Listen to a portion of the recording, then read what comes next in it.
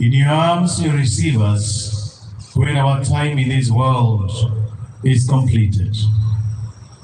We honor and glorify thy holy name for the life of Madame Lizzy and for what she meant for every one of us who is here, for how we related and interacted with her, the passion, enthusiasm, and the manner in which she related with you as her God.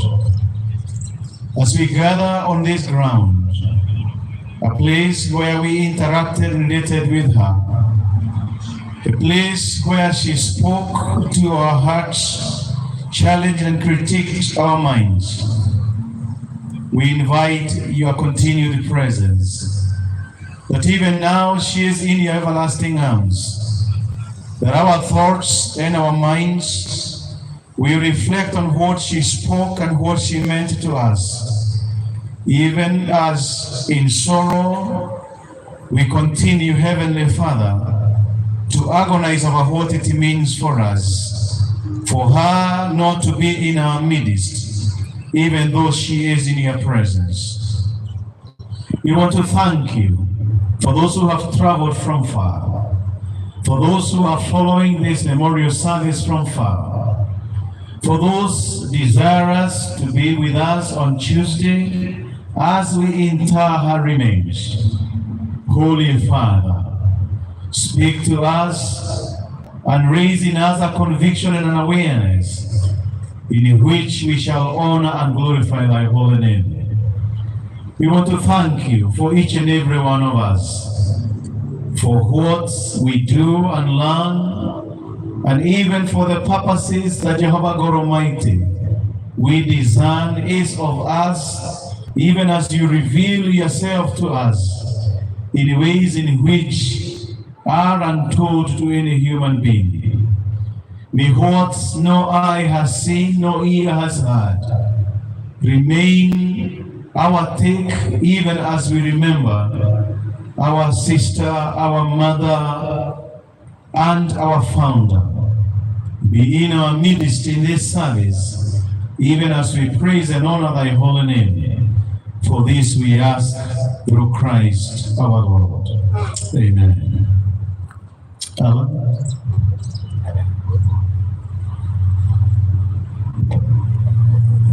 Thank you very much. This moment, I want to take this opportunity to give a summary of Lizzy Wanyoike eulogy, and I have said a summary because we are doing the eulogy the way it should be, and it should be ready on Tuesday. But for this purpose, we said that we would want to have just a summary of her life in this world. Eulogy of Lizzy Maithori Wanyoike, born in 1951 and passed on in year 2024. Early life.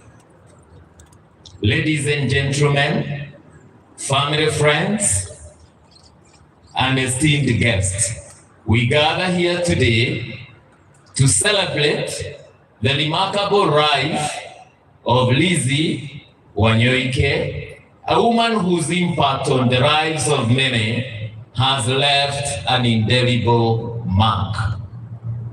Born on the 28th November 1951 in Gatukeine town, Muranga County, she was the daughter of the late Peterson Gadage Kariuki and Naomi Wangeshi.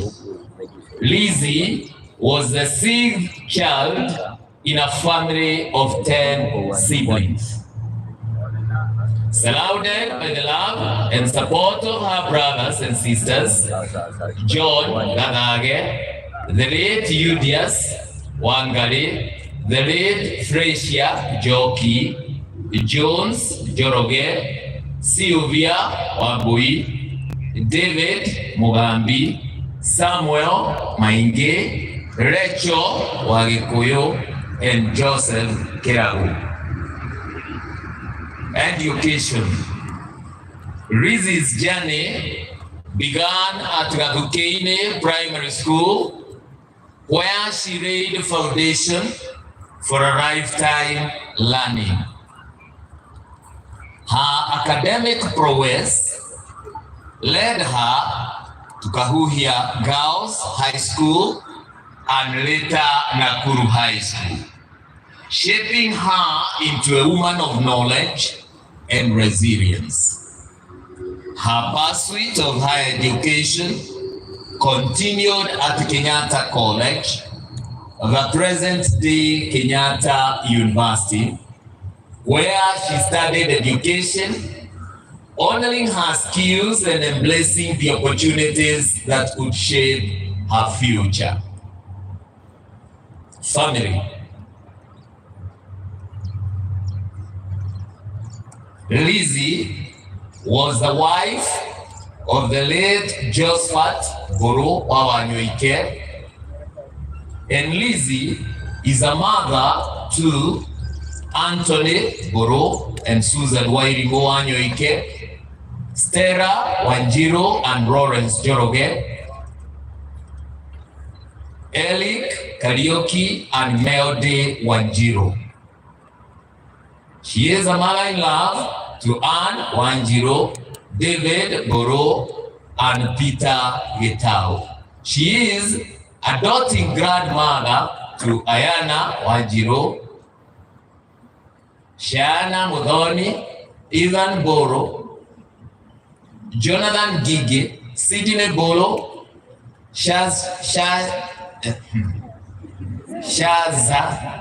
Kerich, J. Boro, Shemio Muthoni, Lizzy Muthoni, Ian Philip Degwa, and Lizzy Muthoni Wanyoike. Career. Her career started as a teacher at State House Girls High School, teaching business studies. She later transferred to Temple College as a teacher in secretarial studies. The beginning of her first opportunity built on her dedication and commitment. She quickly rose from the position of lecturer to deputy principal and later co-owner of Temple College. Lizzy's entrepreneurial spirit and commitment to education led her to establish Needs Technical College, a testament to her vision for empowering others through knowledge and skills. The institution stands as a living legacy, impacting countless lives by providing quality education and fostering a culture of excellence. In addition, Lizzy's achievements went on. The Emory Hotel, and now the Emory Hotel, stands as a symbol of her commitment to the hospitality and service industry. The establishment of this hotel was her vision that went beyond business. It was about creating space where people could thrive, learn, and experience the best of life. Lizzy was a true philanthropist at heart. She founded Lizzy Wanyoike Foundation, embodying her belief in giving back to the community. Through this foundation, she has touched the lives of many, offering opportunities for growth, development, and a chance for a brighter future. Lizzy's dedication to education and nurturing young parents was evidenced by the establishment of the Lizzy, Wanyoike Preparatory and Senior School. A testament to her unwavering commitment to shaping the minds of the younger generation and providing them with a strong foundation for success, both in school and at home. Promotion to glory.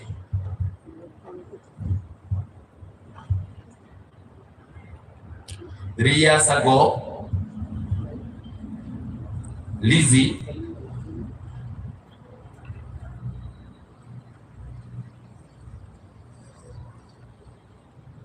faced health challenges that tested her strength and resilience. Undeterred,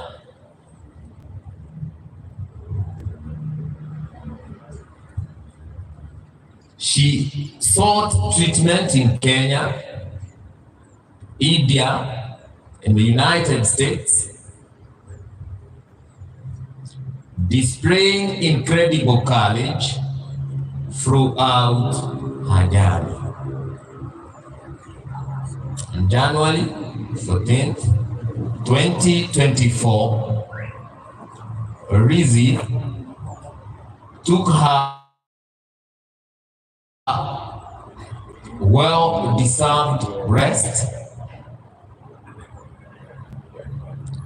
leaving behind a legacy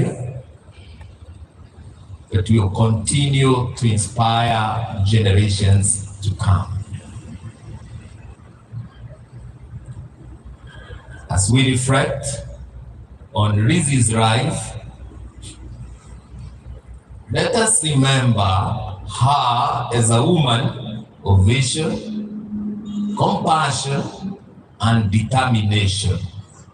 Let us carry forward the torch she lit, ensuring that her legacy lives on in the hearts of those she touched. May her soul rest in eternal peace.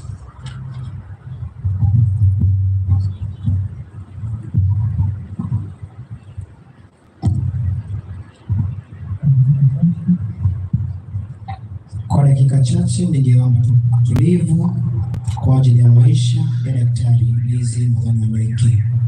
Kimya kidogo.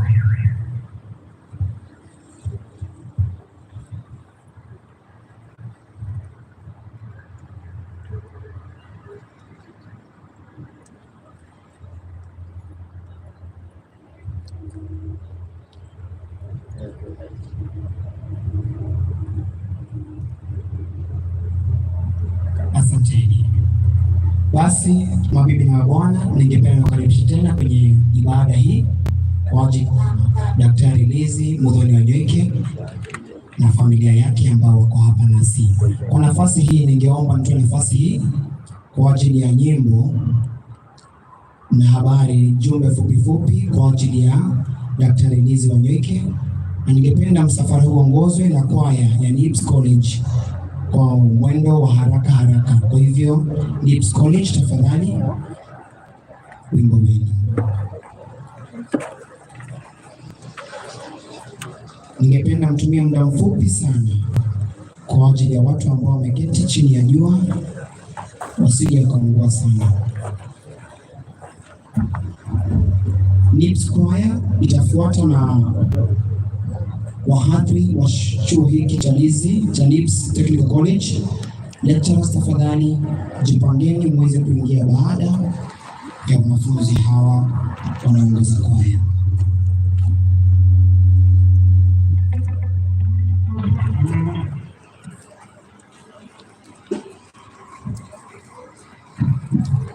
Kwani wanaangalia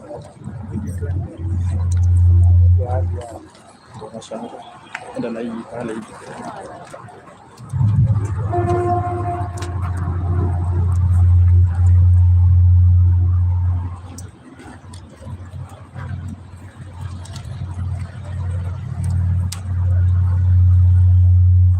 the family and the management of NIPS. The NIPS College Choir is going to do a song fused with the great works Mama did for us. And the second one is Maskani Yangu. Maskani Yangu ni kule juu mbinguni. Thank you.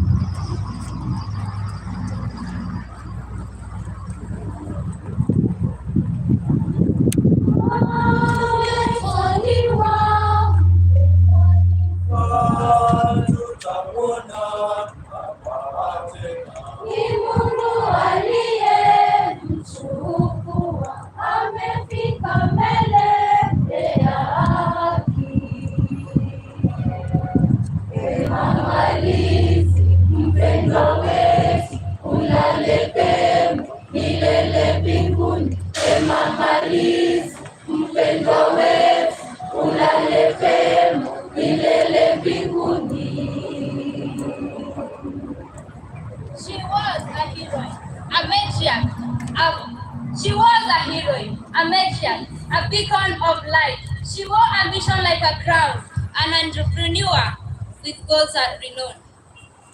Mama Lizz, mpendwa wetu, ulale pema milele mbinguni. Mama Lizz, mpendwa wetu, ulale pema milele mbinguni. A mother to many, hearts she'll mend, with wisdom vast, lifelong friend, in her legacy, a temperance span, threads of courage and never undone. Mama Lizz, mpendwa wetu, ulale pema milele mbinguni. Mama Lizz, mpendwa wetu, ulale pema milele mbinguni. Amenda, mama amelala, mama amelala. Yes, mwenye akili, mpenzi, kipenzi cha wote. Jamani, tulikupenda lakini Mungu amekupenda zaidi. Mama Lizz, mpendwa wetu, ulale pema milele mbinguni. Mama Lizz, mpendwa wetu, ulale pema milele mbinguni. Creating memories, one moment at a time. Good times become good memories. She was a public figure to the world, but a mother to us. Mama Lizz, mpendwa wetu, ulale pema milele mbinguni. Mama Lizz, mpendwa wetu, ulale pema milele mbinguni. Ametupenda, ametulisha, ametuvisha, ngao yetu, shujaa yetu, mama yetu. Mama Lizz, mpendwa wetu, ulale pema milele mbinguni. Mama Lizz, mpendwa wetu, ulale pema milele mbinguni. Now the curtains fall, a bittersweet end, but her spirit lives on us. Around each bend, a legacy carved with lessons taught, in every endeavor, her mark sought. Mama Lizz, mpendwa wetu, ulale pema milele mbinguni. Mama Lizz, mpendwa wetu, ulale pema milele mbinguni.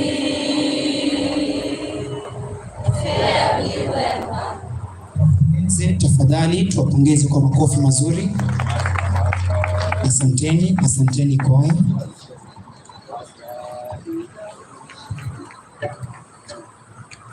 Maskani yangu, maskani yangu, maskani yangu ni juu mbinguni.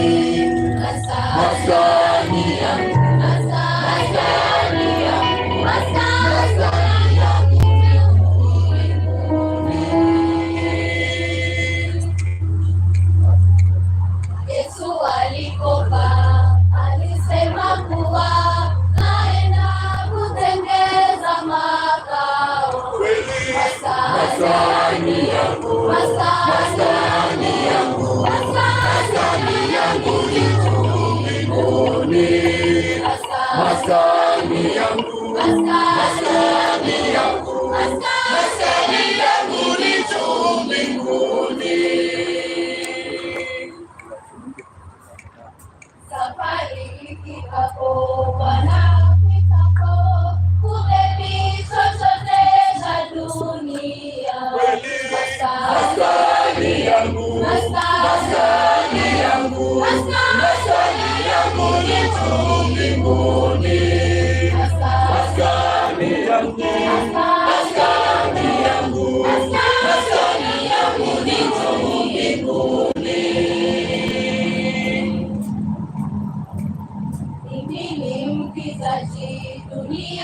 yangu, uzima milele sitapata.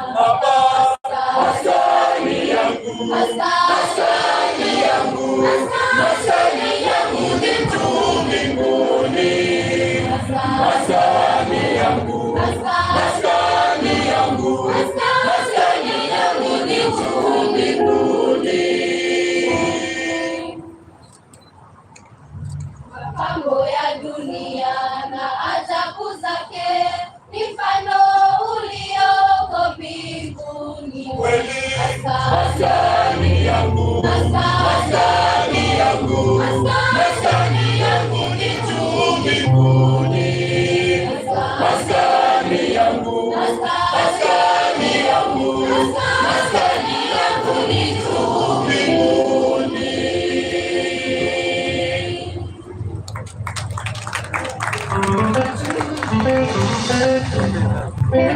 Asanteni kwaya, tuwapongeze vizuri kwa makofi mazuri. Asanteni kwa kweli, maskani yetu juu mbinguni. Iwapo wafadhili hawako tayari, wanafunzi wa Lizz Wanyoike, tafadhali jongeni kwenye jukwaa. Mwalimu Tabi, walete kwa mkupuo huo huo kwa mfululizo tafadhali.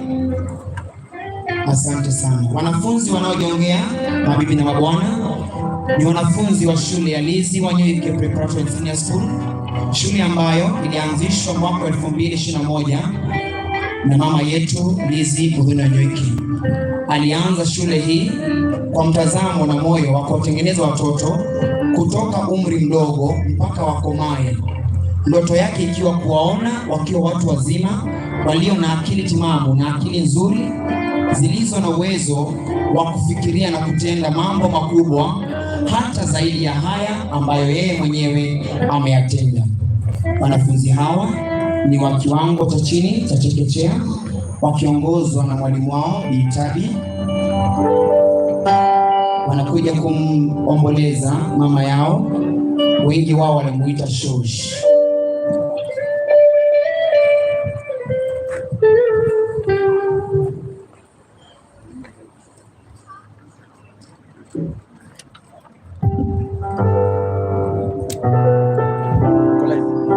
Walioko mbele wanajumuisha na gredi ya kwanza, gredi ya pili, gredi ya tatu na gredi ya 4 kwenye mtaala mpya wa CBC, wakiongozwa na mwalimu wa Bi Tabi,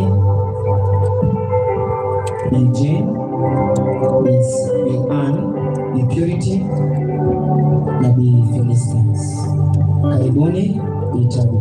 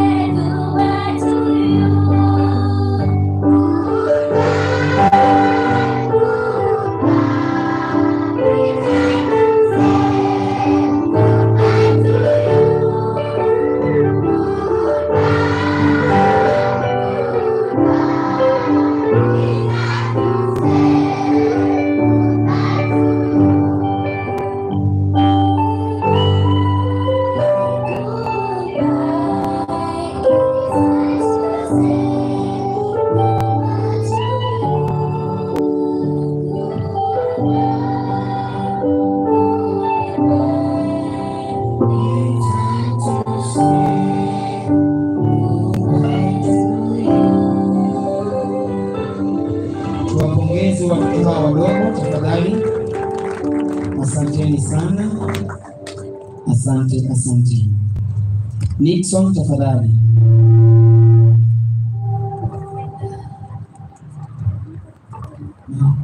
Wafadhili wa chuo tafadhali pia jumuikeni kwenye foleni ili tuweze kuokoa muda kwa ajili ya wakati najua ambao ni haraka. Mabibi na mabwana, wanaoingia ni wanafunzi bado wa shule ya Lizz Wanyoike wakiongozwa na mwalimu wao Edwin. Wanaoingia sasa ni wanafunzi wa madarasa ya juu, gredi ya 5, gredi ya 6, gredi ya 7 na gredi ya 8 katika mtaala mpya wa CBC. Pia hao wamekuja kumwomboleza mama yao.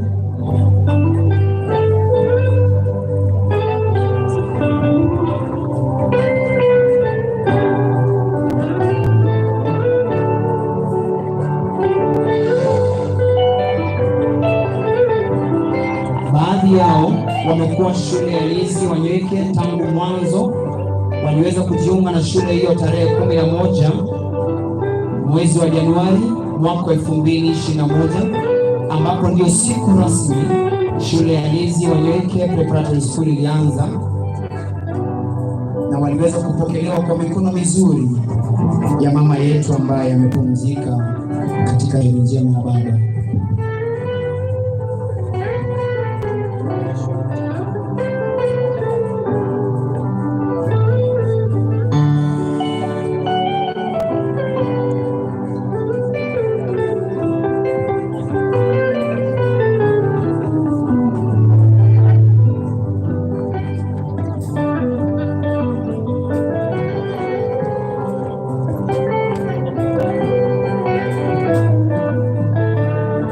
Kwa wingi wao huo, Mama Lizzy aliweza kuwashika wote, na takriban wanafunzi wote isipokuwa wale ambao wamejiunga nasi mwaka huu waliweza kukutana naye moja kwa moja na kushiriki naye katika mazungumzo, katika milo, katika kucheza na mambo mengine mengi. Madame Lizzy pia ndiye aliyekuwa wa kwanza kuwatangulizia kitengo cha guidance and counseling, pale ambapo aligundua kwamba wanafunzi wengine walikuwa wakipitia masuala ambayo yalikuwa magumu kwao, na ndiye aliyekuwa wa kwanza kuwa kansela wao wa kwanza. Hivyo kwenye mioyo yao wamempoteza mfawidhi, mama, mlezi, grandma, na zaidi ya yote kiongozi. Karibuni wanafunzi wa Lizz.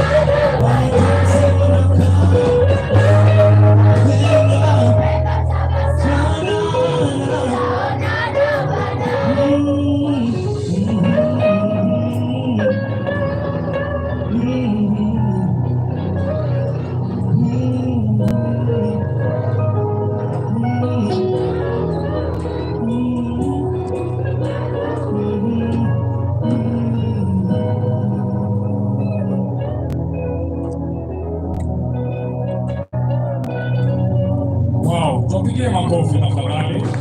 Tupigie makofi tena. Yeah, thank you. Please Preparatory. Next on stage, I would like to call the Lizz lecturers, tafadhali. Tukaribie.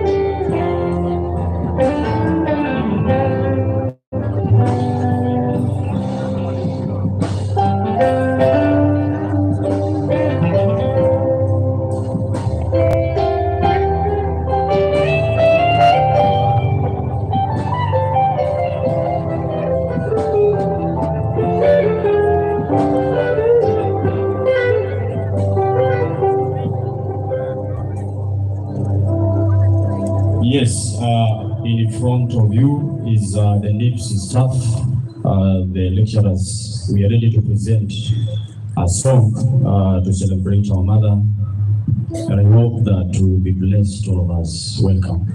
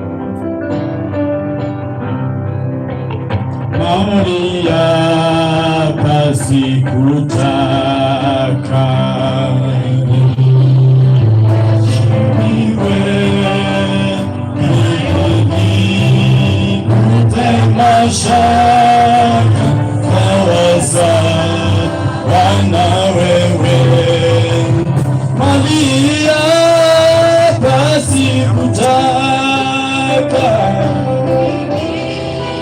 heshimiwe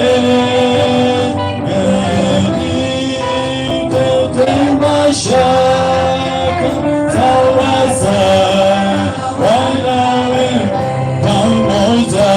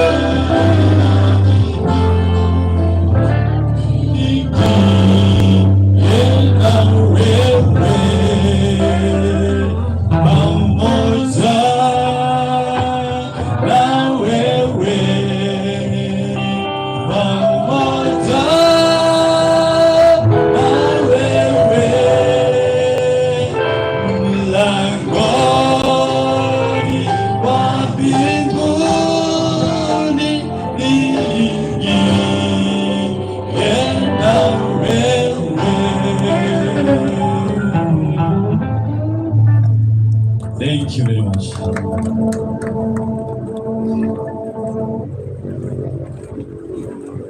Tuwapigie makofi tafadhali.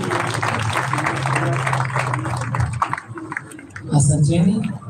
Basi mwatamu askofu, familia ya Daktari Lizzy, mabibi na mabwana, nafasi hii mtaomba sote tuweze kusimama wima, tuweze kumtukuza Baba yetu wa mbinguni na kumkaribisha Mwadhamu Bishop askofu aweze kutupatia ujumbe kutoka kwa Baba.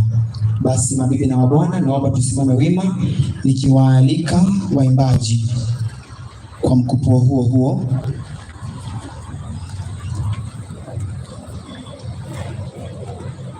Ijapokuwa ni kwenye huzuni, Mungu anabakia kuwa Mungu. Kwa hivyo ningependa sote tujumuike pamoja na waimbaji hawa tuweze kumtukuza na kumwimbia Mungu wetu, ili hapo tuweze kumwalika Mwathamu askofu wa jimbo la Thika, Mwathamu Julius Wanyoike. Karibuni, praise and worship.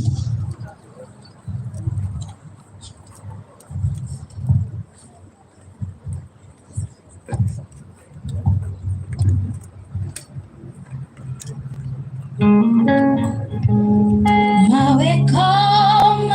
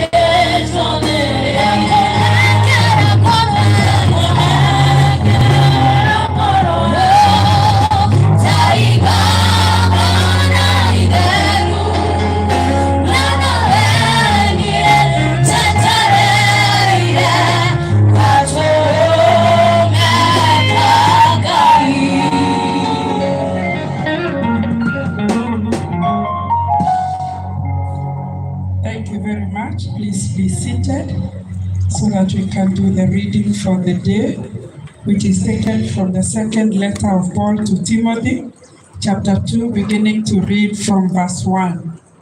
Second letter of Paul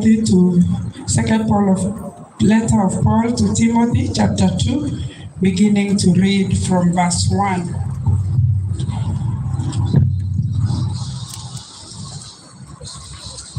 You then, my son, be strong in the grace that is in Christ Jesus, and the things you have heard me say in the presence of many witnesses, entrust them to reliable men who will also be qualified to teach others. Endure hardship with us like a good soldier of Christ Jesus. No one serving as a soldier gets involved in civilian affairs. He wants to please the commanding officer. Similarly, if anyone competes as an athlete, he does not receive the victor's crown unless he competes according to the rules. The hard-working farmer should be the first to receive a share of his crops. Reflect on what I am saying, for the Lord will give you insight into all things. Remember Jesus Christ, raised from the dead, descended from David, and this is my gospel, for which I am suffering even to the point of being chained like a criminal. But God's word is not chained. Therefore I endure everything for the sake of the elect, that they too may obtain the salvation that is in Christ Jesus with eternal glory. Here is a trustworthy saying: if we died with him, we will also live with him. If we endure, he will also reign with him. If we disown him, he will also disown us. If we are faithless, he will remain faithful, for he cannot disown himself. This is the word of God.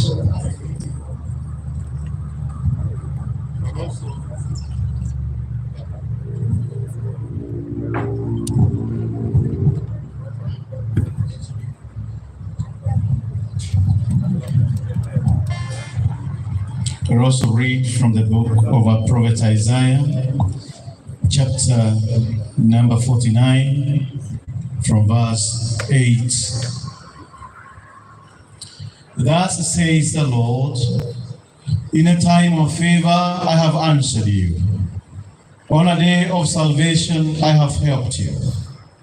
I have kept you and given you as a covenant to the people, to establish the land, to apportion the desolate heritages, saying to the prisoners, come out, to those who are in darkness, show yourselves. They shall feed along the ways, all the bare heights shall be their pasture. They shall not hunger or thirst, neither scorching wind nor sun shall strike them down. For he who has pity on them will lead them, and by springs of water will guide them. Master, speak to us as your servants. We continue to uphold the family of Lizzy into your hands, that as they live this moment of deep introspection, that Heavenly Father, your graces shall abound in their lives. We lay the plans to lay her remains into your hands, that you may provide, that you may give and enable people to create time, as we have done this afternoon, to raise in the hearts of those who have known her a consciousness that is pricked to lead lives that are worthy and holy to your holy name.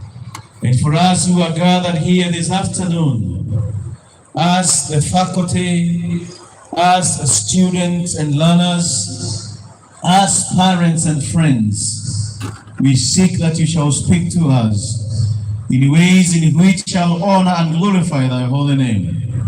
This we ask through Christ our Lord. Amen. The family of Lizzy, the faculty, the students, the learners in different grades, the parents, those who have come here, former staff of this institution, like our Madam Aurelia Rono, our PS, the clergy who are here with us from various denominations. We come to condole with you and also give glory to God for what Lizzy meant to each and every one of us. We request you continue to bear the pain of the scorching sun, but I will not be very long. Last year, Lizzy invited me, and it was on this ground that we had the graduation of the class that was leaving the various academic certificates that were awarded to them. That was my last time to be with her. Then we were facing this side. Today we are facing the opposite side. I have known and interacted with Madame Lizzy in different ways. But I stand on this ground as a testament of what she spoke and said to many, and she bore in her heart, and of what impact it made to me and to us who are gathered here.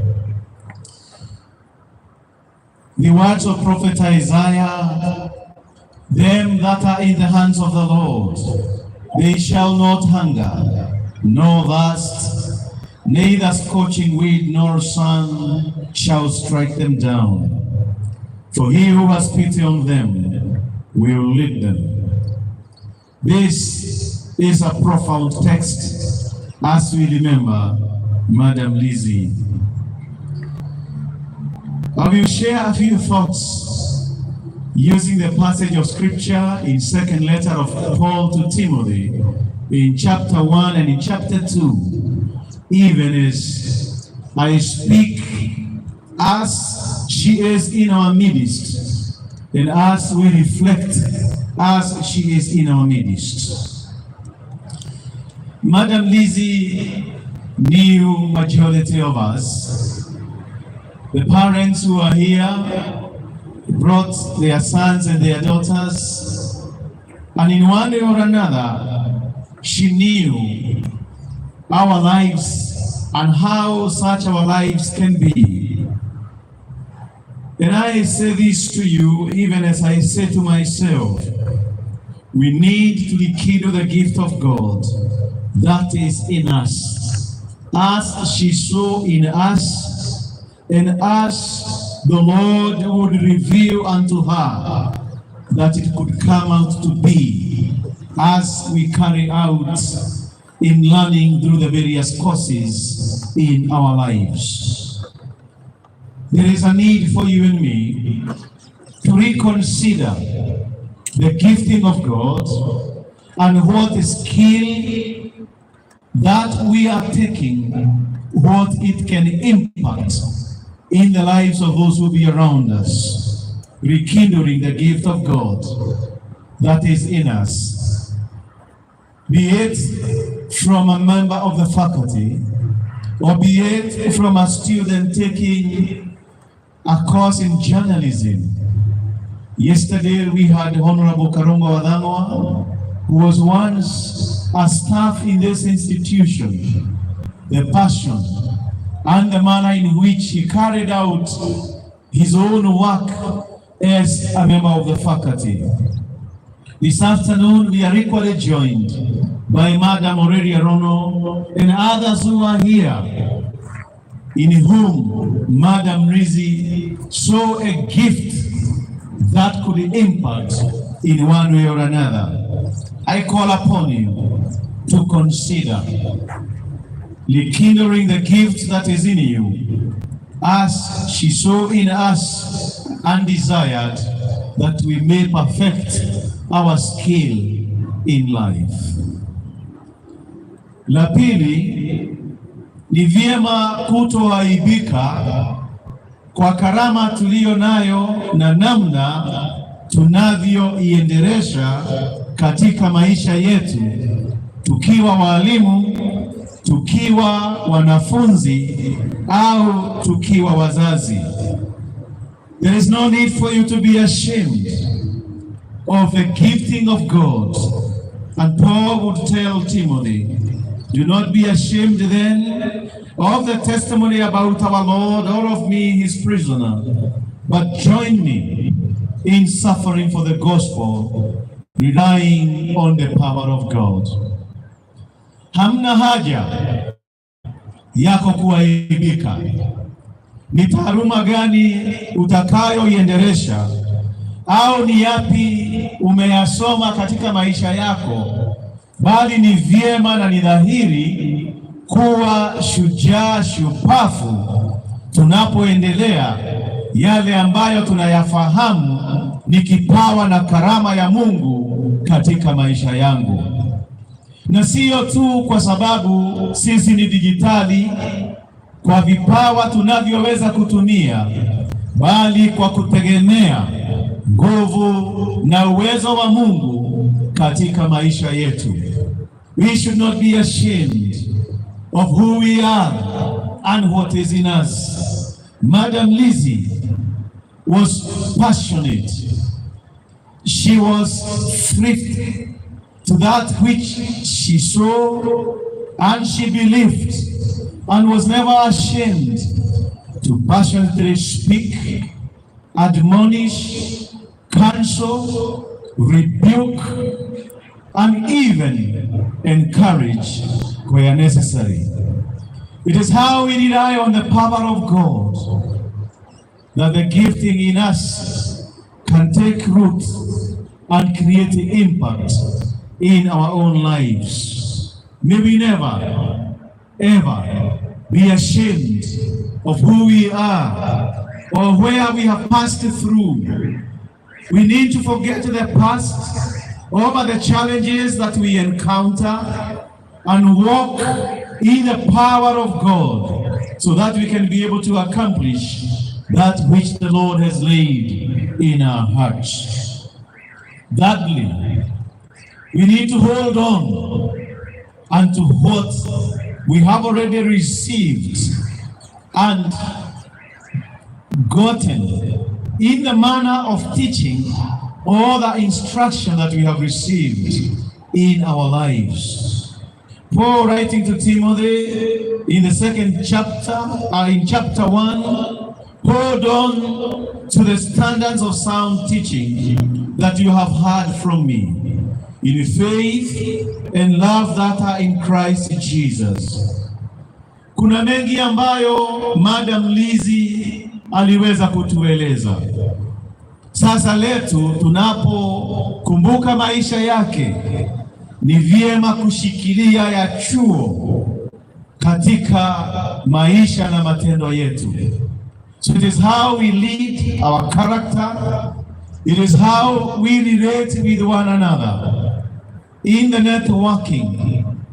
It is how we perceive the essence of what we have received and known, that we will continue to create an environment in which change shall thrive. Lizzy, in the heavenlies, you desire to see us holding on. For gender, holding on. For the children, holding on. For every parent who has brought their sons and their daughters, holding on to that which is of sound teaching in our lives. And that which we heard from her, she will speak in the media. Every one of us will hear her. She will stand in churches and institutions, her passion and enthusiasm. May that which we heard, we keep on holding on, because there is a need for us to do so as a legacy in our hearts. La tatu, it is important for us to hold guard over what we know. Guard the good treasure entrusted to you with the help of the Holy Spirit living in us. Many other times we drop guard in what we have heard, in what we know, na mengine yanatokea na yanakuwa baraa katika maisha yetu. When a sentry is at the gate, he or she may lift the guard or the bar that prevents a vehicle from entering. Many other times we are crushed by the guard bar as we enter into different spheres of life. Madame Lizzy spoke to us so that we can be alert, both in spirit and in our mind, in our intellect, and in the skills that we have continued to learn. Guard that deposit. Guard that treasure. Live in the awareness of what Madame Lizzy spoke passionately in her life, so that you shall not stumble in your life. I remember yesterday, Mr. Alan was speaking of how he was given a dress down and an instruction in how you scoop soup. Is it eating soup? Where are you, Alan? Uko wapi? Yuko humu. How you scoop soup. These are skills that you learn in life. Guard the good treasure. For you as a student or as a learner, there is a deposit that Lizz made in you. May the deposit and treasure be not picked by the birds of the air or by those who are not noble in your lives.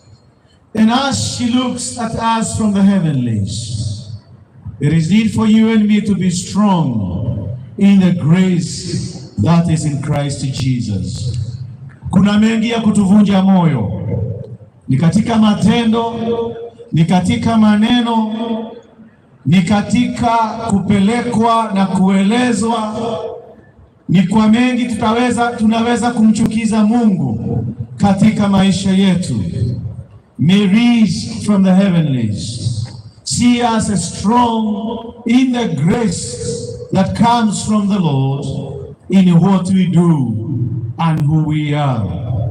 As children, you need to be strong, for your mother stood strong for you, did the best that she could for you to be where you are. May you be strong in every way, within your mind and in your spirit. There is also a warning for us as we remain diligent, as we guard, as we remain strong. In verse 4 of second letter to Timothy, chapter 2 and verse 4, no one serving would ever desire to be entangled in one way or another in affairs that not relate to the calling that the Lord has given unto them.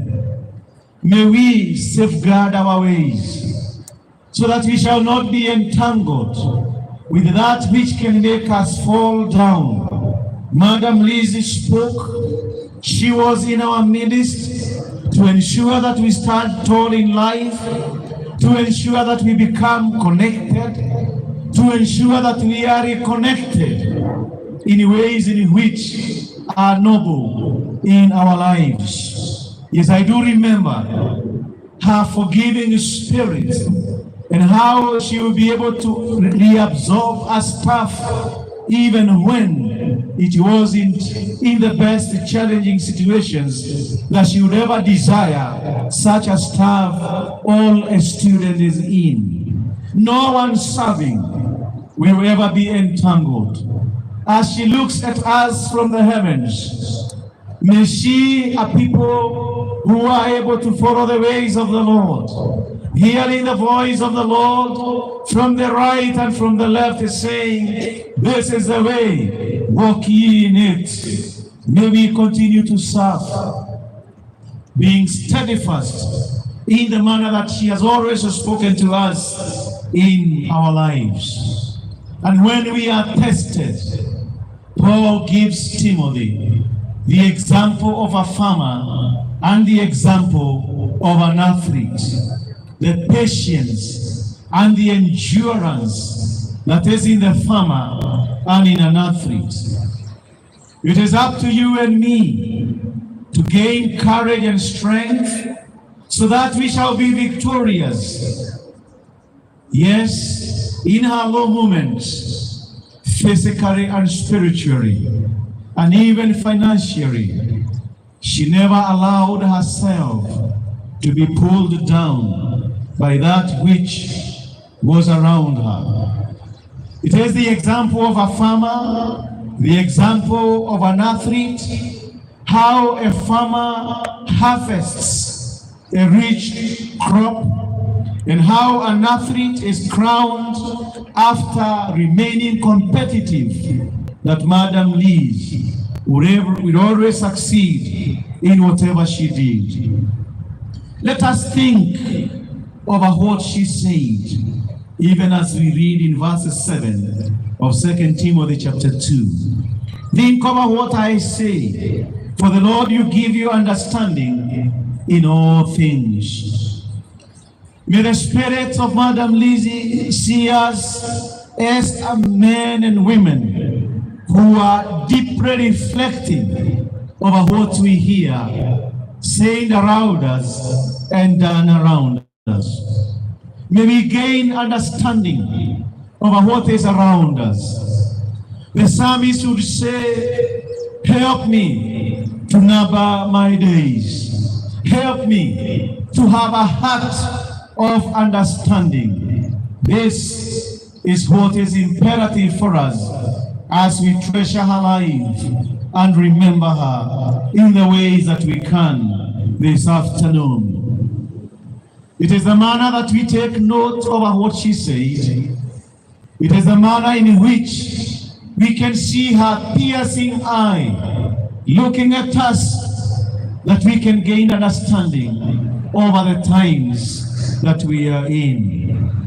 And even in such moments of suffering, may we suffer, not because we are criminals, but because we are being tested in our life of faith. And for the sake of the faith that we have in our lives, may we also endure, so that those who are around us, in the skills and the trades that we learn here, even in the classes and the grades that we succeed, so that the faith of many will be uplifted. And it is this faith that Lizzy continued to testify. If I die with him, I will also live with him. If I die with Christ my Lord, I shall also live with him. And it is in this, the words of Paul to the Romans in chapter 14, verses 7, 8, and 9, I remain truthful for her and should be to us. We must never live for ourselves, but I must always live for Christ. For even when he shall have called us home, as he has done to our beloved Madame Lizzy, we shall live with him. She is in the hands of the Lord, and so we shall also be called at our appointed time. May we never live for ourselves, but rather live for him who has given time and space. Eternal Father, may your words remain true as we heard and as we lived with Madame Lizzy. May what she spoke to us remain treasured. Enable us to have a faith. Enable us to be steadfast. Enable us never to be ashamed. of who we are and what we can ever do. May her spirit and the eternal presence always remain as a way in which our conscience will remain alive. In the name of God the Father, Son, and the Holy Spirit. Amen.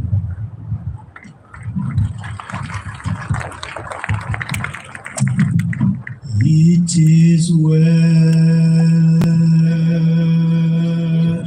with my soul, with my soul.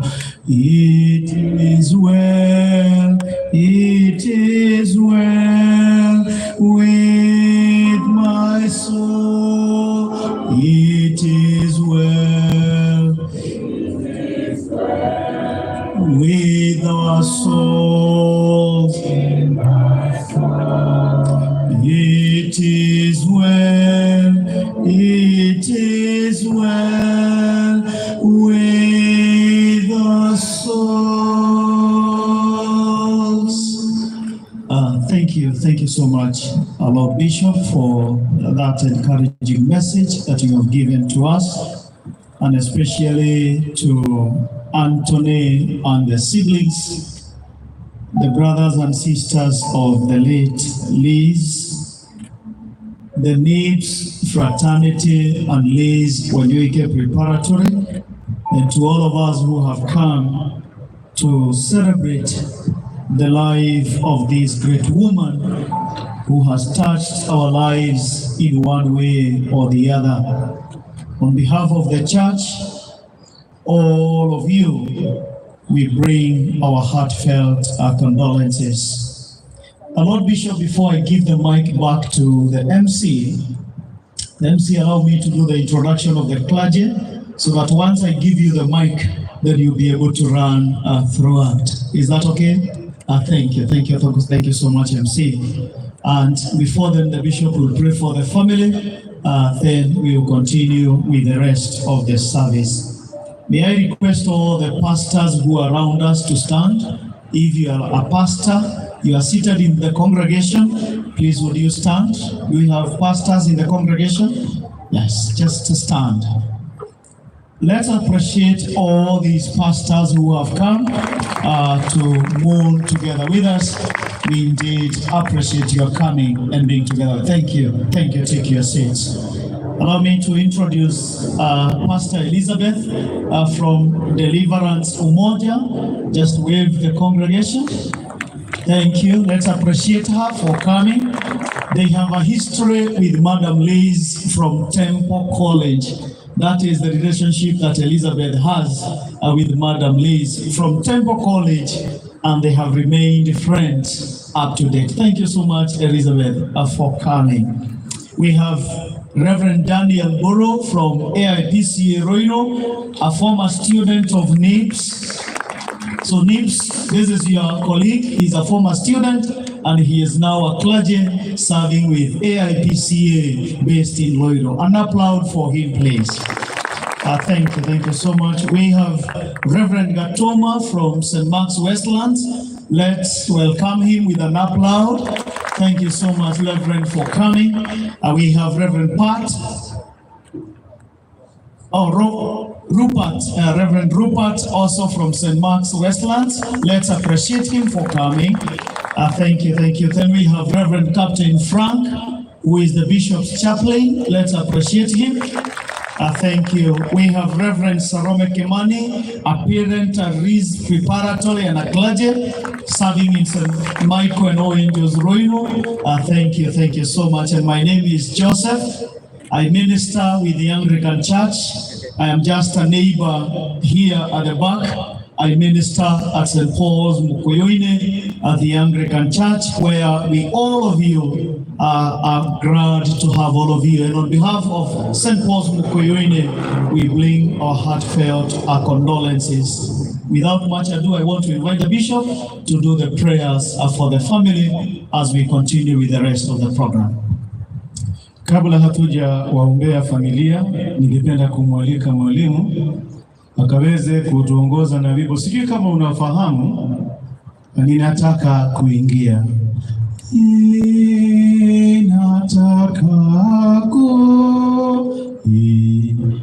I'm not a choir master, but I'm trying to cross over a terrain that I am not gifted. But tutajaribu. Haya, sawa tu. If you have it in your phone, please just browse it. Ninataka kuingia, get the lyrics, and then maybe the keyboard player, you can be able to get the notes. Okay. We will do in Kiev. Kiev. Najua wengine tunasema kuna KJ. Haya. Ninataka kuingia mjini mwa Mungu.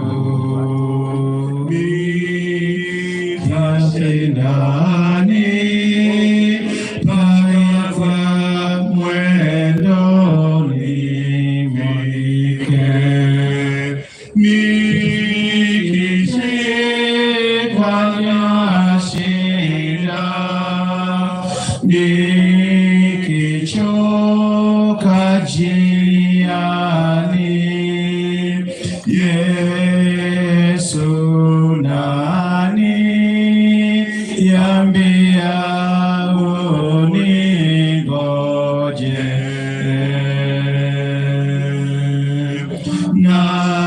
Naitwa naye Yesu Kristo enzini mwake,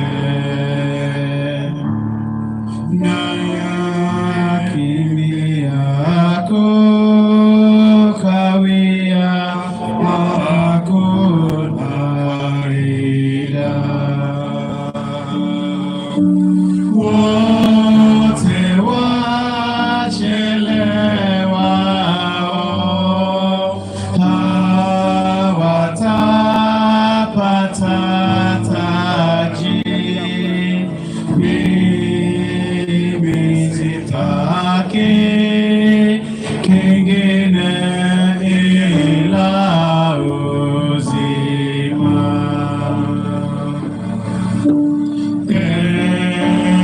Elekeza macho yangu langoni pako.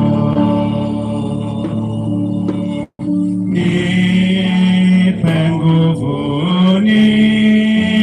niongoze nikilemewa.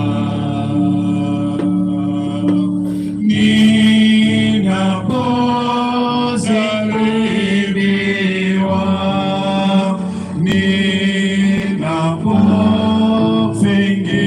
ninapofingiziwa, Yesu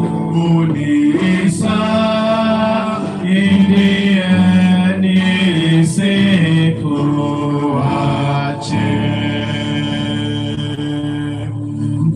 Mkono wako nishike nisianguke.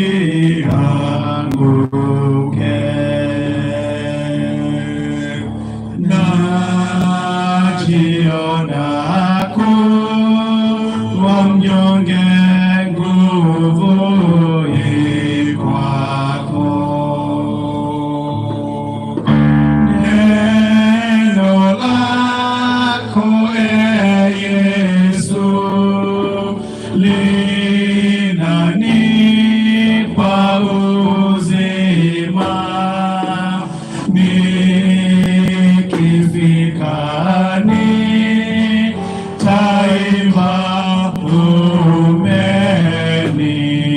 umeniponya. Asante sana mwalimu. Ni wimbo ulio na maneno ya kutia moyo. Ningependa wote tukasimame ili tuombe kwa ajili ya familia. Tunao walioko hapa na wanawakilisha familia yote. Tutaomba tu wakiwa hapa, na tunapoomba kuna neno la Mungu katika kitabu cha Jude Jude is only one chapter, and verse 20, 21. But you, beloved, build up yourselves up on your most holy faith. Pray in the Holy Spirit. Keep yourselves in the love of God. Look forward to the mercy of our Lord Jesus Christ that leads us to eternal life. Na tuombe kama tunanyosha mikono yetu tunapowabariki. Mwenyezi Mungu, twasema ni asante kwa familia hii ya Madame Lizzy, wanaposononeka moyoni mwao kwa kumpoteza mzazi, dada na pia mfadhili katika chuo hiki na mwanzilishi. Wanapotafakari maisha yao jinsi itakavyokuwa, kwa maana umempokea.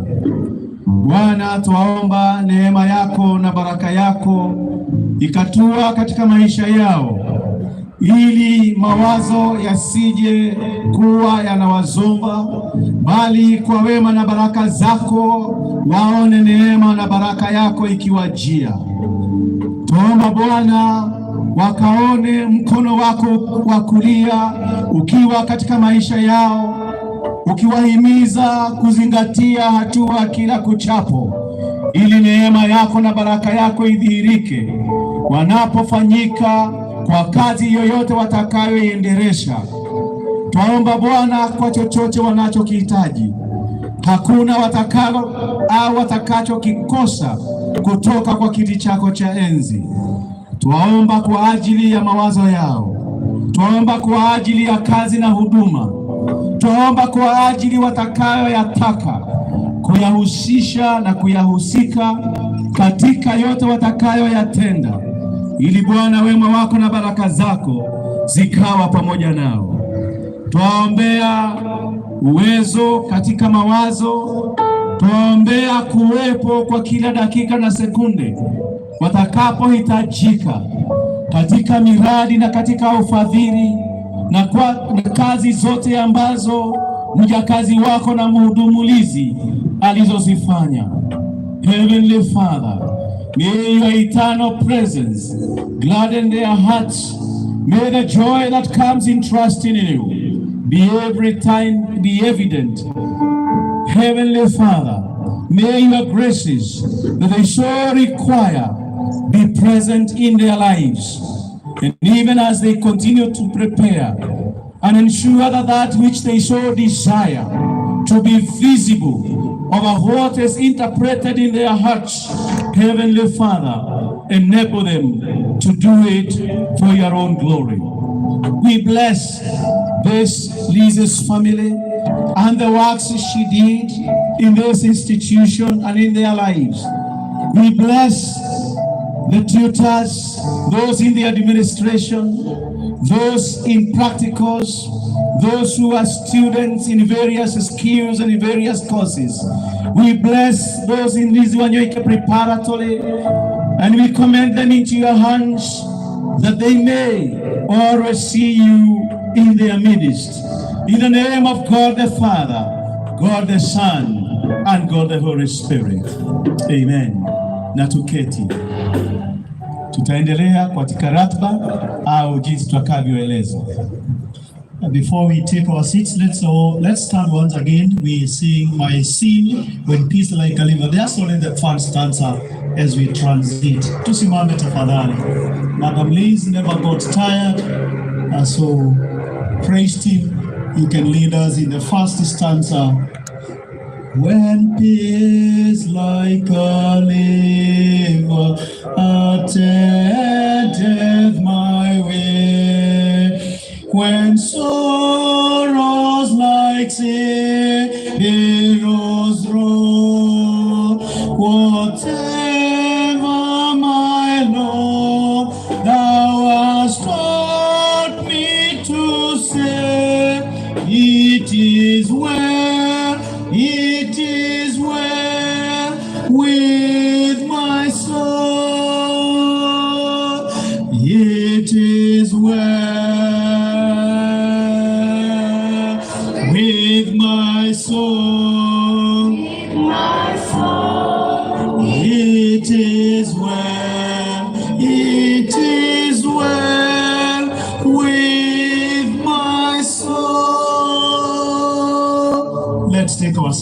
MC Bati.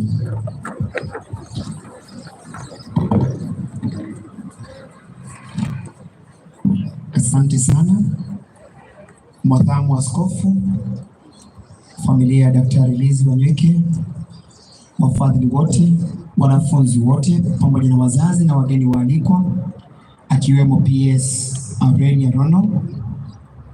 Nafasi hii tena tulichukua kwa ajili ya jumbe fupi za maombolezi zitakazotolewa na wanafunzi, walimu na watu tofauti kwa ajili ya Daktari Lizzy Wanyoike. Mwanzo nitamwalika NIBS Alumni ambaye alikuwa ameandaliwa kwa ajili ya jambo hili. NIBS Alumni aliyekuwa ameandaliwa atafuatwa na mwanafunzi wa NIBS College, akifuatwa pia wale ambao nimetaja. Tafadhali tujiandae kwa mtindo na kwa mpango huo. Ile ambaye anasimamia wanafunzi atafuatwa na anayesimamia wanafunzi na walimu wa shule ya msingi ya Lizzy. Vile wale beneficiary, kuna mmoja ameandaliwa kwa ajili ya tribute hiyo, Lizzy Wanyoike scholarship beneficiary. Wajipange hivyo. Karibu.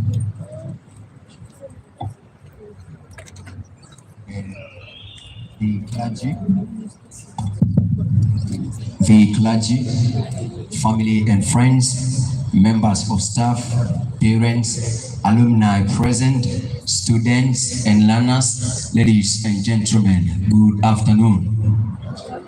It is with heavy hearts that we, the alumni of Lizz Technical College, come together to pen down our collective gratitude and fond memories in tribute to our beloved mom and principal, Madame Lizzy Wanyoike. As alumni, we had the privilege of passing through her corridors that she guided. We reflect on her impact on our lives and the enduring legacy she leaves behind. Madame Lizzy was not just a principal. She was a guiding light during our formative years at Lizz Technical College.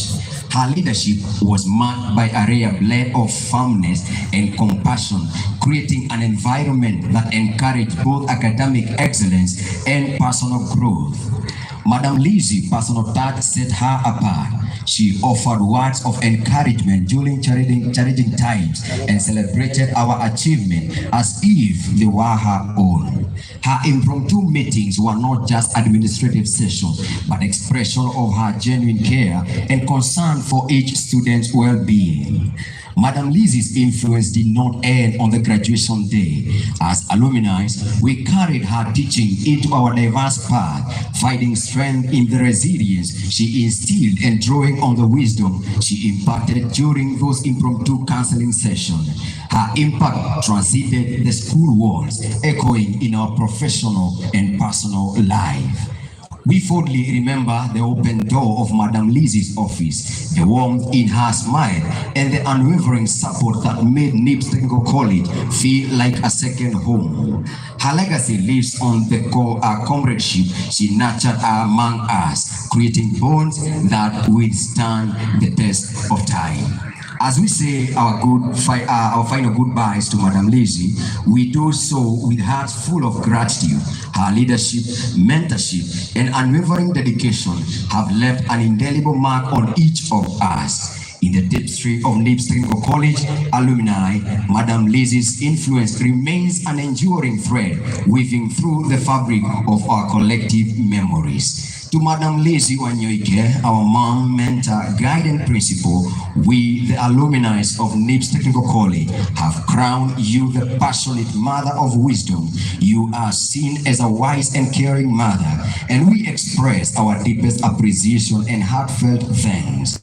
Your legacy lives on the countless lives you touch, and as we carry your teaching forward, we honor the profound impact you had shaping our academic and personal journey. Rest in peace, Madame Lizzy, knowing your spirit lives in the heart of your grateful alumni.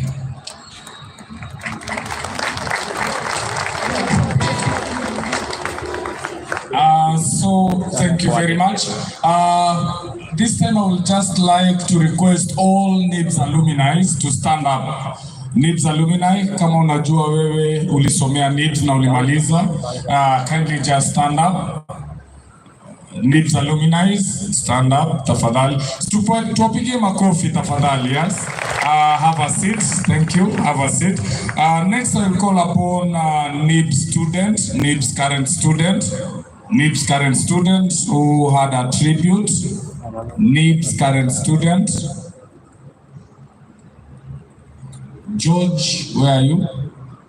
George. Harakisha tafadhali. Tumpigie makofi tafadhali.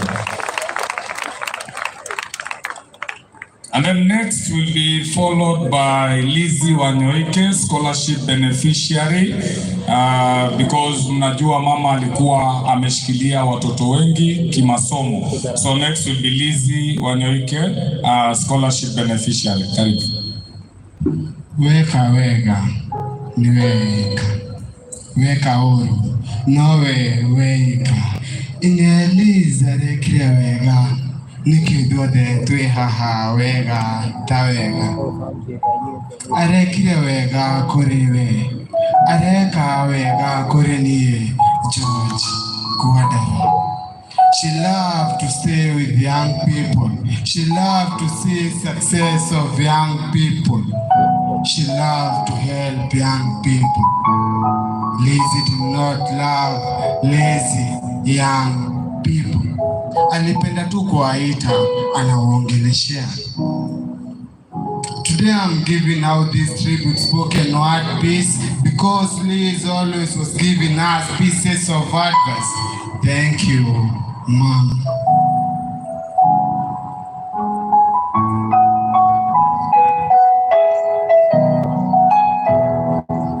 It's been a long way without you, Mama, and I tell you all about it when I see you again. We've come a long way without you, my friend, and I tell you all about it when I see you again. Kitu moja Lizz alitufunza, umoja ni nguvu, utengano ni udhaifu. Peke yangu siwezi, hebu nisaidie. I know it's painful to accept that she's normal, but it's normal. Madame Lizz, truly, she has done wonders. She was always a shoulder to lean on. She was also talking and taking us as her kids. If you knock at her door, she always opened. She advised us to be heroes and heroines. Personally, I am celebrating Lizz as a legend, shujaa wa kila wakati. Discipline ilikuwa top notch wake. Madam alikuwa stress doctor. Madam alikuwa, and still she is a mentor. Madam alikuwa source of happiness. She was God chosen. Unajua kwa nini? Wengi wetu tulikuwa held-back. Yani, vitu ngumu. But tukifika hapa, tunapata tu tumechange all of a sudden. We are mourning, but the whole country is mourning, and yet tumepoteza order. If it is not for Lizz, many of us could be useless. But because of her, many of us, we are useful. Personally, before nikuje NIBS, I was a fool. But now look at me, I'm full of praise just because of Madame Lizz. Lizz amefanya watu wengi wapate future. Lizz amepanguza wazazi wengi machozi. Lizz amefanya familia mingi zikuwe successful. Lizz amefanya familia mingi zipate unga. Mimi nimekosa maneno ya kumwambia asante. If you follow Madame Lizz Wanyoike footsteps, you will not be lost. Last thing I can ask you, did you love Lizz? Did you love Lizz? Did we love Lizz? Yes, we did.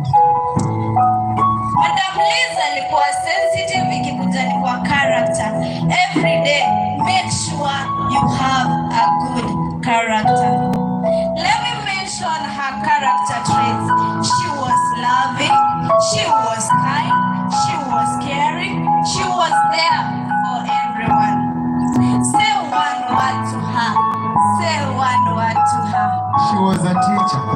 She was a mother. She was loving. She was kind. She was... I have no word to say to her. Alikuwa mzuri kwa sisi wote.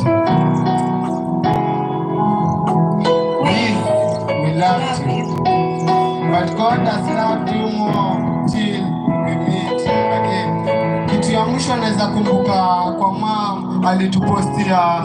Ebu mark your Bible, Mark 11 verse 24. Inasema, whatever you ask for in a prayer, believe that you have received.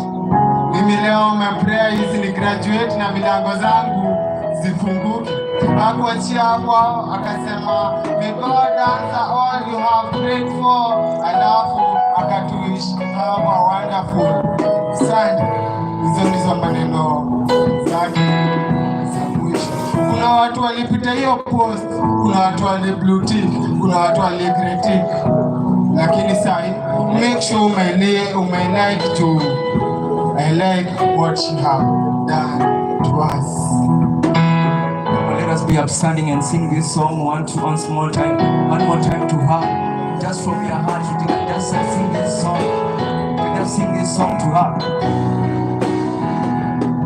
It's been a long way without you, mama, and I tell you all about it when I see you again. Can I hear your voices?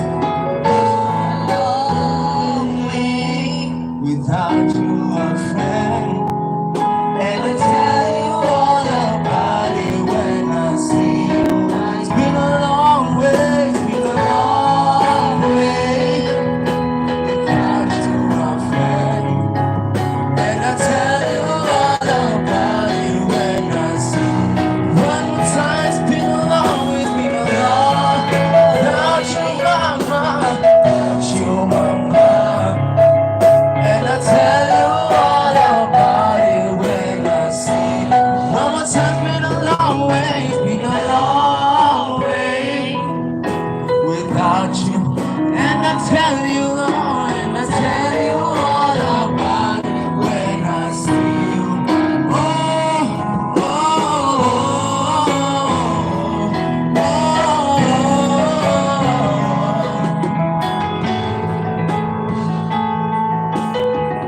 One more time, let's sing again.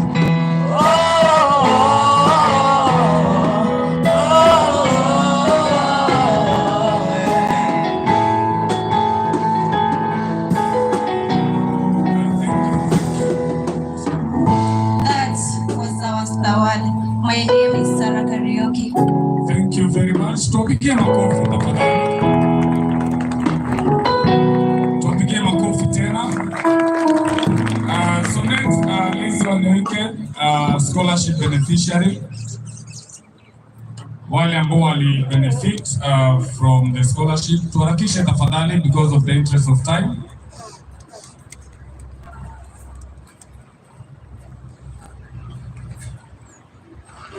You have just 1 minute because of the interest of time.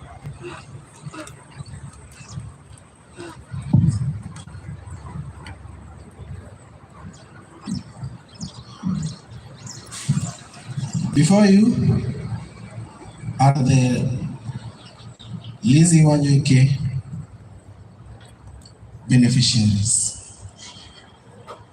I just have one word to all of us, that success is always sweet when you share that bread with someone else. Therefore, our mom paid our bills in hospitals. There are so many people that our mom touched. From the students who are about to drop out, from the students in secondary schools, from the churches. We have seen her pay bills to different hospitals like Kenyatta, Mama Lucy, several places. She has bought motorbikes for so many people. And therefore, I'll just read a tribute about Mom, as we gather in remembrance of a remarkable woman who touched our lives in immeasurable ways, we, the beneficiary of Madame Lizzy Wanyoike Foundation, come together to express our heartfelt gratitude to Madame Lizzy Wanyoike's dedication to education and our unwavering support that have paved the way for countless dreams and flourish. In tributes, we share our stories of transformation and honor of a woman whose foundation made our dedication, aspiration, businesses, lives to be a success. We are who we are today because of Madame Lizzy Wanyoike. Madame Lizzy Wanyoike was more than a benefactor. She was a beacon of hope for those of us who might not have seen a way forward in pursuing our education.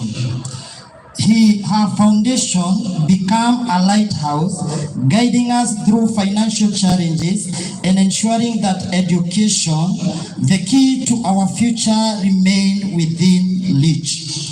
Madame Lizzy believes in the transformative power of education, was the driving force behind her foundation. Through her generosity, she not only provided financial assistance, but also empowered us to dream beyond our circumstances. Her support wasn't just about finding it was about instilling the confidence that education could break the chains of limitation. Daktari Lizzy Wanyoike's foundation went beyond monetary assistance.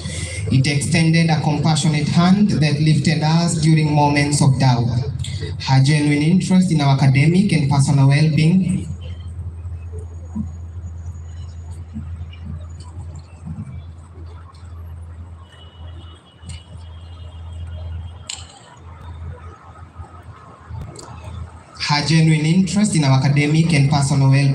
created a support system that transcended financial aid. We were not just recipients, we were embraced as part of a larger family, and our foundation became a symbol of solidarity and encouragement. Today, as beneficiaries of Madame Lizzy Wanyoike's foundation, we stand as living testimonies to the impact of her philanthropy. From classroom to careers, her investment in our education has borne fruits, enabling us to pursue our passion, contribute to society, and strive for a brighter future. In expressing our gratitude, words often feel inadequate to capture the anonymity of the impact Madame Lizzy had on our lives. Her foundation wasn't just funding education, it was investing in human potential, resilience, and the belief that every student, regardless of her financial constraints, deserved the chance to shine. Madame Lizzy Wanyoike's foundation remains a living legacy, shaping futures and inspiring dreams. As beneficiaries, we carry her spirit forward, committed to making the most of the opportunities she provided. Madame Lizzy, your kindness and dedication have transformed lives, and we are eternally grateful for the gift of education you bestowed upon us. Rest in peace, ma'am, knowing that your legacy lives in the success of those you supported. Rest in peace, Madame Lizzy Wanyoike. Thank you. Thank you. Tuwapigie makofi tafadhali. Thank you, Lizzy Wanyoike beneficiaries or scholarship.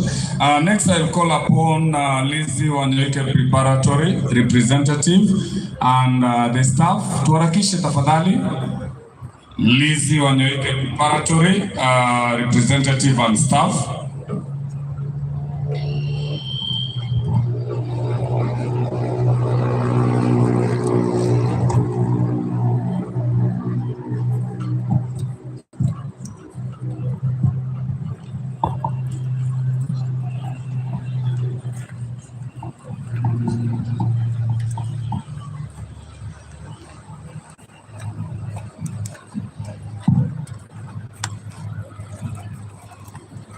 Nataka kukaa tu. Yuko kazi.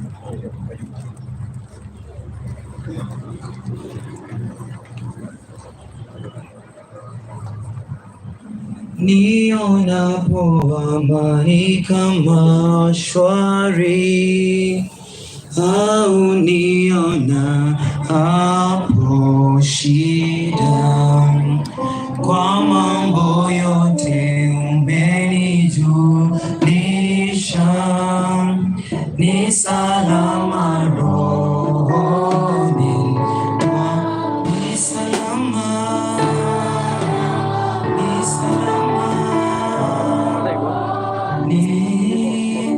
ni salama rohoni, ni salama.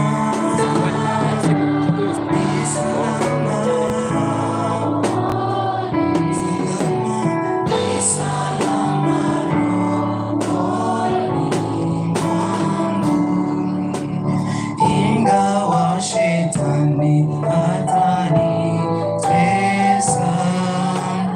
nitajipa moyo, kwani Kristo ameona unyonge wangu, amekufa kwa roho yangu. Ni salama,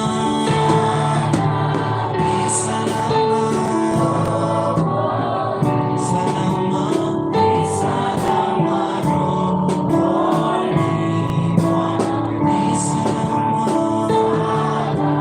ni salama,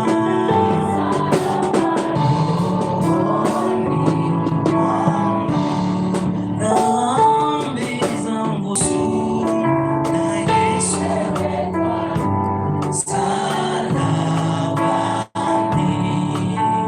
wala sichukui laana yake. Ni salama rohoni, ni salama, ni salama,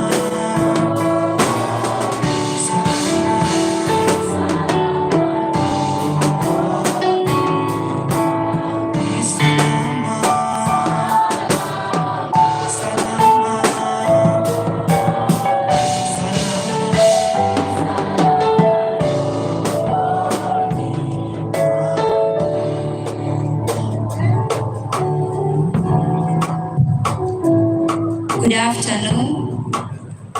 My name is Stephanie Nisha in grade 8 from Lizzy Wanyoike Preparatory and Senior School. I wish to make a tribute to Madame Lizzy Wanyoike, the fallen heroine. Madame Lizzy, we are broken that you have gone to a journey of no return. You never said that you are leaving, nor did you tell us goodbye. We received the news on that great Sunday and wished that it was a nightmare we would eventually wake up from. But no, it's a new phase, era, and time to look back at the memories we all had.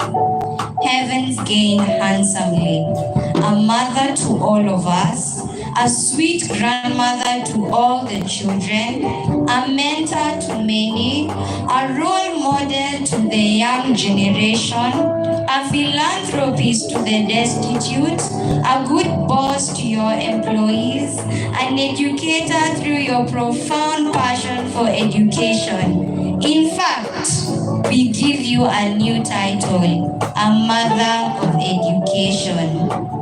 Your love has given life to others, Madame Lizzy, we children being among them. We remember how you visited us in class just to say hi and check on us. You would then casually ask, "Are you happy?" And we would say a resounding yes. You would then smile at us, wave and say hi to your parents and tell them I love them. Madame Lizzy, we celebrate your life. We will take all your life teaching to make our lives better. We will emulate your humility and selflessness to be people of substance in future, just like you. We want it said of us that we inherited the attributes of our school director, that we inspire and give hope to those who have despaired. Madame Lizzy, even in your death, just know that the whole world is hurting. Not because you have gone to be with the Lord, but because we have been robbed of a gem, a very special precious stone that we dearly treasure. As your children, we have one message for you. Rest assured that we are the future Lizzy Wanyoike. We will continue lighting up the world with the candle you passed to us. You will be proud of us in heaven. That we promise, Madame Lizzy. I may not tell the world everything about you for now, but what everybody knows is that for sure, God has plucked the best flower from his garden. You are in a better place, Madame Lizzy. We will live to reminisce your passion, dedication, and contribution towards life. Rest in perfect peace, our heroine, till we meet again. Thank you. Tupigie makofi tena. Thank you. Thank you very much. Yeah, thank you, thank you, thank you. So, because of the interest of time, let me take this humble opportunity to call upon the management, Mr. Jeremiah Mnene, our Chief Head of Academic Affairs. Tumkaribishe kwa makofi tafadhali. Thank you, Venerable Canon Joseph, PS Aurelia Rono, the directors who are here, men of and women of growth, wanafunzi, wazazi wa Lizz Preparatory, walimu, and everybody, good afternoon. If you can see me, just wave at me, please. Just wave at me. Thank you. Thank you. I'll read a tribute on behalf of NIPS Technical College staff and also Lizzy Wanyoike Preparatory. Just like the Bible tells us of the right and sort of the world, indeed, Madame Lizzy Wanyoike was our right and was our sort. She was a beacon of hope to all of us. Let me sample a few feelings from people who, after learning of her demise, said as follows. There is a student who wrote this. I remember her to be a very jovial and loving woman.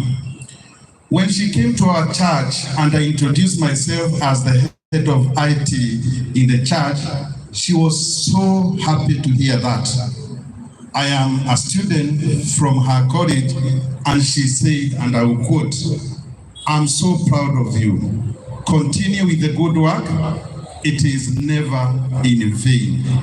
Indeed, she has left an amazing legacy for all of us to remember. Lizzy, rest well, and you will be forever remembered. And this is a student called Shalom from the ICT department. Another is a students who later became NIPS staff.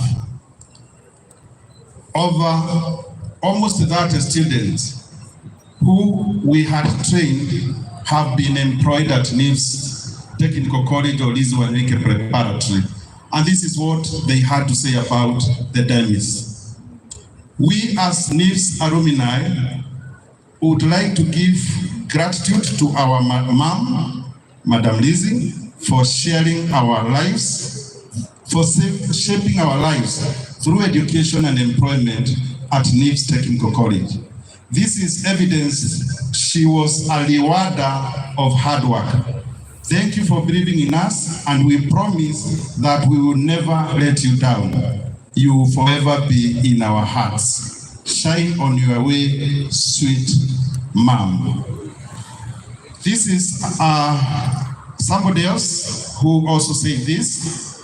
After a normal interview in her office, she was excited that we were former JMC students. She noted that we were struggling with finances as our machines said it all. She gave us 95,000 cash ya kununua equipment. Joseph Ichohi, owner of Gedima Radio na Kohapa. Is that not been a beacon of hope? Lizzy Wanyoike Scholarship Foundation, they were here. Let me avoid that, reading that. A stranger I did not know told me this. Nimeambiwa unafanya NIPS. Ni ukweli Lizzy ametuaga. Na niguo atoheaga mataro mega.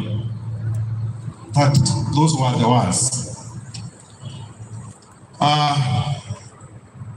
Let me tell you facts about Lizzy Wanyoike. She had a culture of attending burial in person at any student funeral, and the fees was always reimbursed. Another fact, she is a generous giver. Her scholarship program for both NIPS staff and parents from primary and secondary school said all. There are over 3,000 students who have been assisted by Madame Lizzy go through their education. And figures don't lie. In 2018, she gave fees to 170 students. 2019, 129. 2020, this was during COVID, 63. 2021, there were 36. 2022, I did not capture, there were 75. And 2023, 95. And this January, we had already released checks for 16 students. In addition, she used to spend about 1 million per term in secondary school and primary school. I was looking at the data every term. There are about 75, 62 whose fees is paid in full at those levels. You can imagine how many years she has assisted.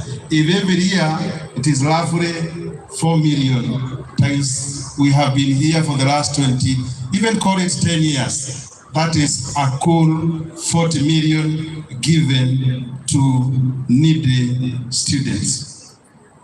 I remember even the last time she visited, and when Buchanan was there, she visited my church, DCK Judea, Kwale Church. She came and surprised me, and of course, she came with a good check.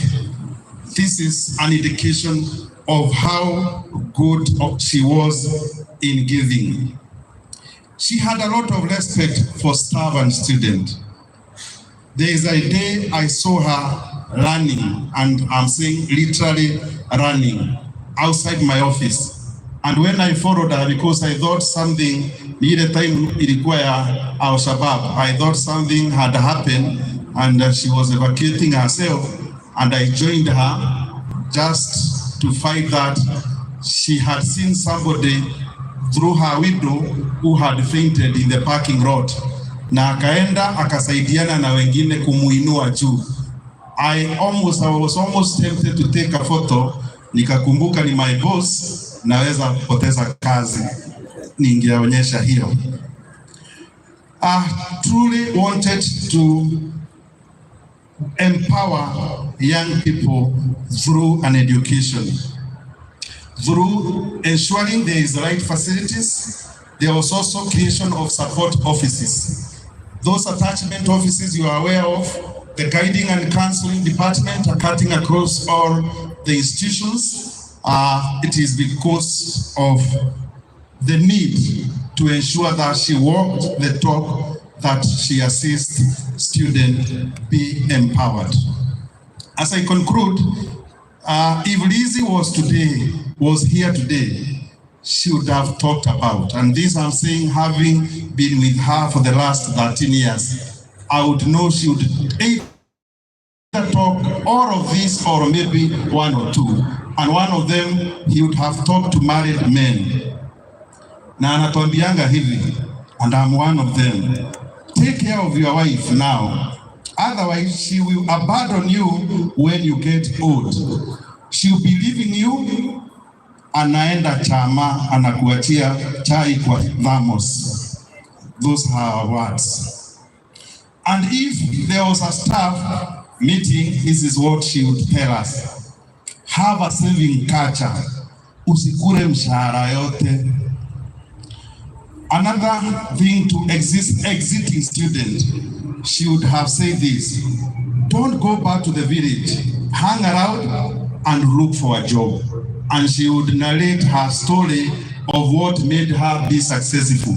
Alitembea Nairobi all the way from Murang'a, akaona mataa, akaona good life in Nairobi, na akasema hawezi rudi Geshagi. So hata exiting student anawaambia wasirudi in their villages.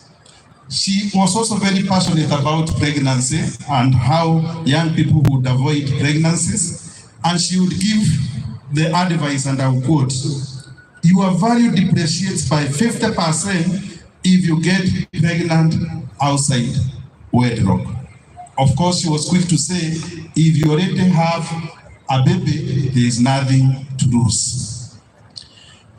About student discipline, which she was, I remember vividly, even in the last graduation, she talked about this. Discipline and success goes together. That's what she has always said. Of course, to the male staff members, na musinichukie, this is a fact. She used to say, leave my girls. These are female students. Wait until they finish their education, ama mtafute huko nje. I hope you will be doing the same. To all the students, she would say, identify and nurture your talents. You never know. Lastly, I want to give an assurance that Madame Lizzy Wanyoike, who we loved, is gone, but her legacy is here with us. The value she has planted in all of us, will continue. Na kuhakikishia wazazi, wanafunzi, na everybody else that whatever we have been doing will continue, and you should not feel worried.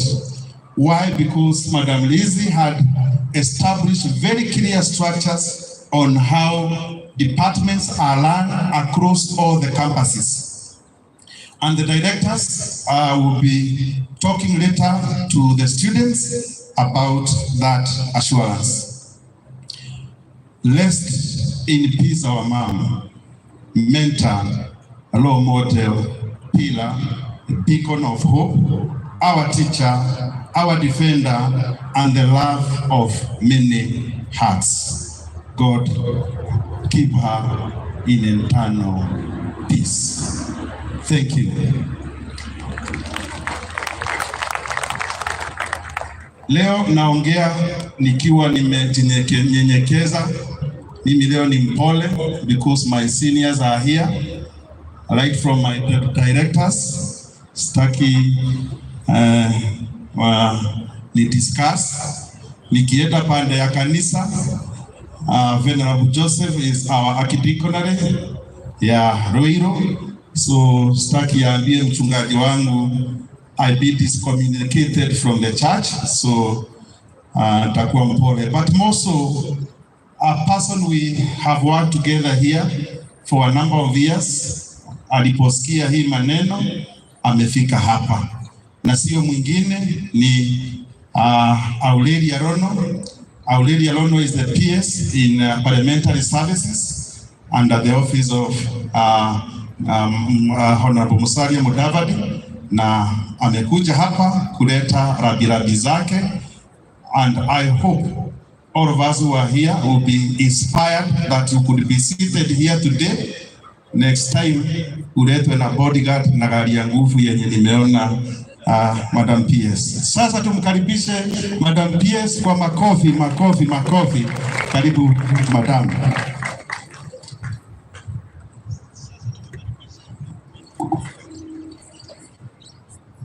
Okay, thank you very much, Munene. Our clergy, members of family, all of us, good afternoon. Good afternoon. I know you're really scorching in the sun, and I would not want to take a lot of time. My name is Aurelia Rono, as it has been said. I'm the Principal Secretary, State Department for Parliamentary Affairs in the Office of the Prime Cabinet Secretary and Ministry of Foreign and Diaspora Affairs. I did not manage to come yesterday to the church, and next week I will not be around, I will not make it. Then I chose to come and condole with the family, the students, the relatives, and the friends today. My chapter, my story, has a whole chapter belonging to this lady who've rested. When I graduated in 2007 at Egerton University, I came to Nairobi, and 2008, I went to an institution. That time it was in a cooperative house in Nairobi. I requested for a position to serve in this high institution, and I was accepted. It was in this college. So I grew up there, at cooperative, then we went to Ronald Gala, and then before that, Agriculture House, then we went to Ronald Gala. By that time, she was constructing here, then we came here. So I served with her from 2008 to 2013. So it's a whole chapter in my life. It was in this institution where I changed my career. I graduated at Egerton University as a science teacher. I did education, maths and chemistry, which is science. But when I came here, I was given an opportunity. This lady, wonderful lady here who rested, could give people opportunities. I was given an opportunity to also assist the business department by lecturing mathematics units. That's when I realized that in business studies, you apply what you learn in the science environment. It is here where I decided, because she used to encourage us, to tell us that you can be whatever you want to be in life, only if you work hard and smart, if you are committed, and if you believe in God. It was here where I changed then my career from a science teacher to business environment. As I talked to you, I'm graduating PhD, Business Administration Finance option, and it was it's courtesy of our encouragement. Ladies and gentlemen, students who are here, I want to repeat her words. We can be whatever we want to be in this world, only if you have God first. You work hard and smart. You believe in yourself and you be focused. I do not want to take my time. Just allow me to read my tributes, because if I just talk freely like this, I'll take a lot of time, because I'll remember so many things that she used to tell us. So today, we gather with heavy hearts to bid farewell to a remarkable soul, a true visionary, and the heart and soul of Nairobi Institute of Business Studies and the Lizzy Wanyoike Preparatory School, Madame Lizzy Wanyoike. It is with profound sadness that we acknowledge the passing of a woman who left an indelible mark on our lives. I've told you that in the year 2008, Madame Lizzy extended her welcoming hand to many of us, including myself, providing not just a job, but an opportunity to be a part of the educational journey at Nairobi Institute of Business Studies. As a mentor, she was a beacon of encouragement, always fostering an environment where innovation and dedication thrived. Her commitment to excellence was infectious, setting the standard for all of us fortunate enough to work under her leadership. Madame Lizzy possessed a rare combination of resilience and kindness, and we've seen that from the many students she has supported. Her tireless work ethic inspired us to reach new heights, and her genuine care for each member of NIP's family created a sense of belonging that transcends the professional realm. I want to say that for me to reach this level where I am a peers, it is through her encouragement. It is through her motivation. Today, as we mourn her departure, let us also celebrate the legacy she leaves behind. The Nairobi Institute of Business Studies and the Preparatory School stands as a testament to her dedication and unwavering spirit. Our classrooms echo with the wisdom she imparted, and the corridors resonate with the memories of a leader who not only believed in education, but also in the potential of every individual to make a difference. I remember I did my master's program when I was still in this institution. And when I graduated, I went and explained to her, and she was very happy. She went ahead to write a letter to me, which I still have in my file, congratulating me for graduating in my master's studies. As we navigate through this difficult moment, let us remember Madame Lizz for the inspiration she was. Let her legacy be the guiding light that encourages us to continue the noble work she started. In her memory, let us rededicate ourselves to the principle of hard work, encouragement, and the pursuit of excellence that she so passionately embodied. To Madame Lizzy's Wanyoike's beloved children, cherished relatives and dear friends and dear students, in these difficult moments, our hearts extend towards you with deepest sympathy and condolences. The loss of Madame Lizz is not just a sorrow for those who had the privilege of working alongside her, but a profound void for each one of you who shared the warmth of her love and championship. To her children, know that your mother was not only a beacon of strength for us at NIPS, but a source of boundless love and support for you. Her legacy lives on in the values she instilled and the love she generously shared. May you find solace in the beautiful memories you've created together and in the knowledge that our spirit continues to guide you. To her relatives, family, and friends, may you find comfort in the shared memories that echo the laughter, wisdom, and love that Madame Lizz bestowed upon all fortunate enough to know her. Your grief is shared, and in this collective mourning, may you find strength to navigate through these challenging times. As we collectively mourn the passing of a remarkable woman, let us remember that in grief, we also find unity. The legacy of Madame Lizz Wanyoike is not only in the walls of NIPS, but woven into the fabric of the lives she touched. May the outpouring of love from friends and family surrounds you like a gentle embrace, offering strength and support as you navigate through this profound loss.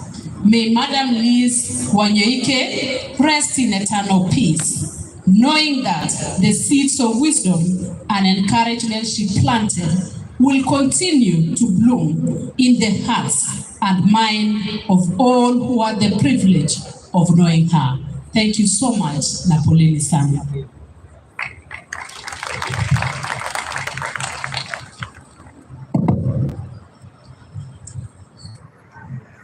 Tumpongeze kwa makofi mazuri tafadhali.